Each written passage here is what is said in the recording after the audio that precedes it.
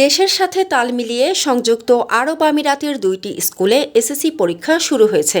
পরীক্ষার সময় ছাত্রছাত্রীদের মাঝে প্রশ্নপত্র বিতরণ করা হয়। দুটি স্কুলের মধ্যে রয়েছে রাজধানী Abu Dhabi Sheikh Khalifa bin Zayed Bangladesh Islami school এবং উত্তর আমিরাতের Ras Al Khaimah English private school. Abu Dhabi Sheikh Khalifa bin Zayed Bangladesh Islamia স্কুলের পরীক্ষার পরিদর্শক হিসেবে ছিলেন বাংলাদেশ দূতাবাস আবুধাবি দূতালয় প্রধান ডিসিএম শাহনাজ আক্তার রান। আবুধাবিতে মোট পরীক্ষার্থী ছিল 53 জন, এর মধ্যে নিয়মিত 46 এবং অনিয়মিত 7 জন। এর মধ্যে ছাত্রী 29 জন এবং ছাত্র 24 জন। 52 জন বিজ্ঞান বিভাগ ও 1 জন বাণিজ্য বিভাগ থেকে এ পরীক্ষায় অংশগ্রহণ করেন।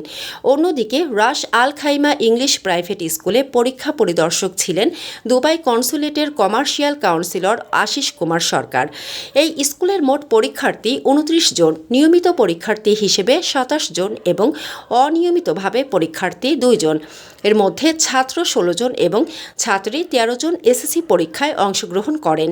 দুটি স্কুলে ছাত্রছাত্রীদের সুন্দরভাবে পরীক্ষা হয়েছে বলে জানান স্কুলে কর্মরত শিক্ষক শিক্ষিকাবৃন্দ।